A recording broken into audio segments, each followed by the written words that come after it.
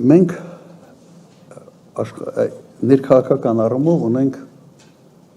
ունիկալ իրավիճակ։ Նայեք, ես չեմ հիշում Հայաստանի պատմության մեջ երբևէ որևէ ընտրություններ, որտեղ ընդհանրապես նախընտրական պայքարի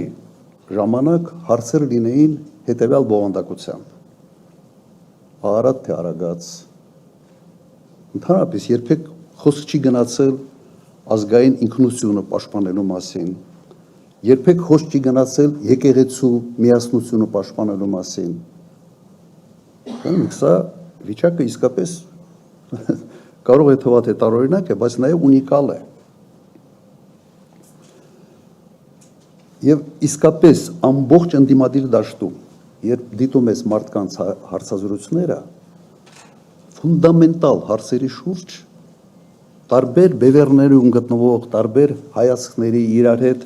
լավ կամ վատ հարաբերություններ ունեցող մարդկանց մոտ խոսույթը գրեթե նույնն է։ Դարձրեք ուշադրություն այդ հանգամանքին։ Սա ինչ է նշանակում ընդդիմադիր հատվածի համար։ Սա նշանակում է, որ կա բավական լուրջ դաշտ համագործակցության համար։ Կա բավական լուրջ դաշտ նաև թեզերի սինխրոնիզացման, լրատվական միջոցների հետ աշխատելու նաև առումով։ Իսկապես սա բացառիկ իրավիճակ է։ Եվ սա ևս մի հանգամանք է, որը հնարավորություն է տալիս եւ ավելի մեծ լավատեսություն է հաղորդում այն հանգամանքին, որ հնարավոր է ձևավորել խոշոր նախընտրական բլոկեր։ Քանի որ ֆունդամենտալ հարցերի շուրջ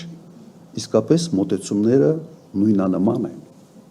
Առաջ պայքարը ոնց է եղել։ Անձերի միջև ծրագրերի մի քիչ ավելի լիբերալ, մի քիչ ավելի սոցիալիստական, այսպես էր։ Ես չեմ հիշում, որ ինքս մասնակցել եմ մի քանի նախընտրական արշավների։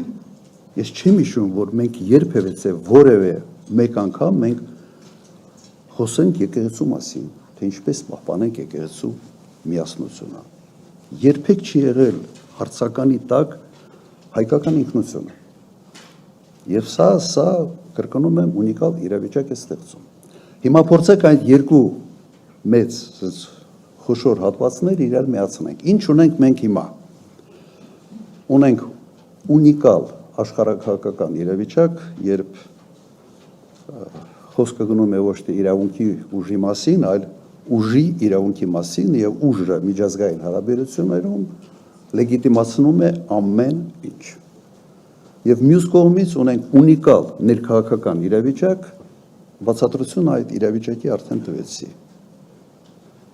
Եվ ձեր հետ միասին բոլորս մտնում ենք նախընտրական շրջան։ Հիմա այդ երկու sense ունիկալ իրավիճակները մեկը աշխատում է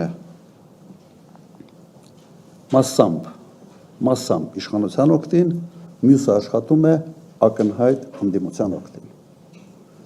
Թե ինչ արդյունք է լինելու, ցույց կտան ընտրությունները, բայց այսօր իհարկե բոլորը պատրաստվում են հենց այդ իրադարձության։